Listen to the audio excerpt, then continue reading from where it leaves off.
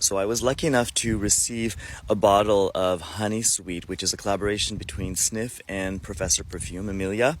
Thank you, by the way. I really, really appreciate it.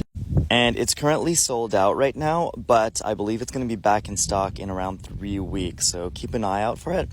And again, I was able to review Vow Factor, which I really, really enjoyed. And if you remember correctly, that was more of a green fig, a greener type of fragrance. And let's just take a moment to look at this packaging. Look how pretty that is. So, so cute. Such a nice piece to have. I'm a sucker for really nice packaging. And this is really embossed.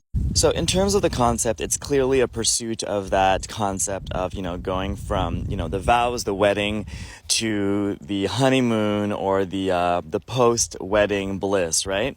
And ironically, I'm in one of my happy places, which is the cottage here in Quebec that my partner and I love to go to. So it's a very romantic place for me, so how relevant, right? And in terms of the note lineup, oh, listen to that. So as I was saying, it's a really interesting note lineup. You have crystallized honey, broom absolute, which we'll get into in a minute, saffron, one of my favorites. So I am kind of biased right away. Lavender flower, Havana wood, and vanilla bourbon. Oh, that's what's going on. Bye. See you in the spring. Flock of geese. Bye-bye. And I haven't smelt it yet, so you'll be witnessing live my reactions to it. But as soon as I opened the package, the music that just popped into my head is 50s doo-wop music, and particularly the song, the intro of the song, I Only Have Eyes for You, which I'm cueing right now. All right, so let's open this baby up. And I'm always a big fan of these color stories. I just love this tan here. Feels really like butter, by the way, this box. Whoops, upside down. Let's open this up. Kind of hard with one hand. Okay.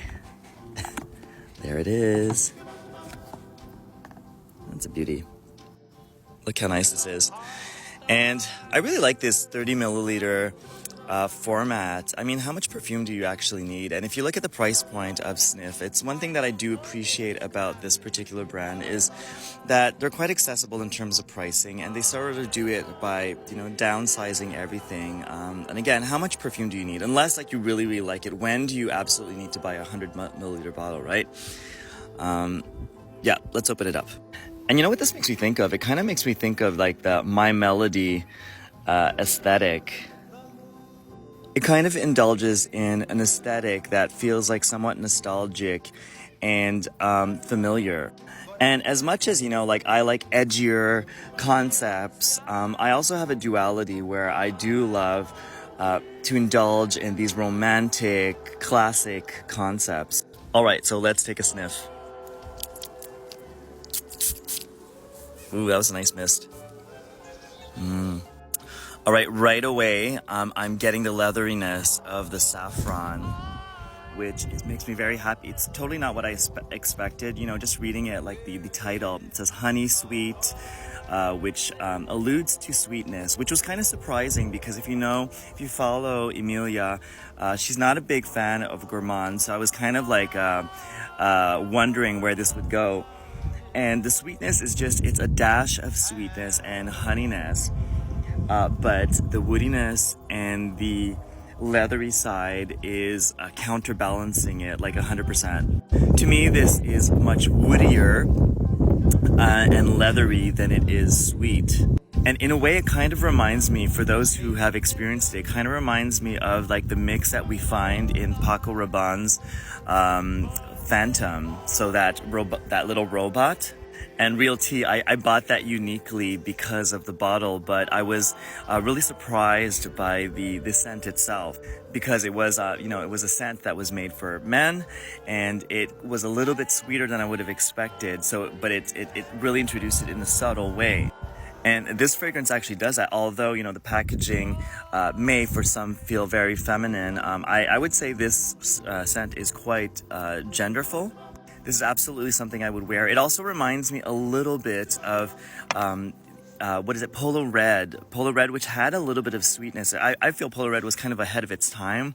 It came out like quite a while ago, and it mixed really that herbaceous and sweetness with a woodier side. So it kind of introduced sweeter fragrances to men's fragrance. And I'm always a little bit weary because there's lavender that's part of the description in this, and I'm always I'm not the biggest fan of lavender, depending on how it's used. And this tends to follow that flow where they mix like a little bit of sweetness to kind of tone down the lavender and the soapiness of lavender.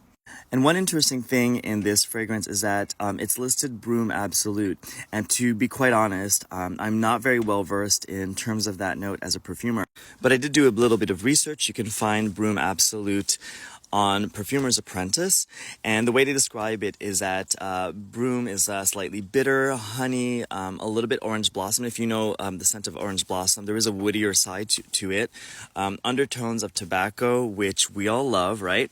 And lime. So a really, really interesting mix, and a note that a lot of people will probably be discovering through this scent. And I think I will actually order a sample of Broom Absolute now that I know about it.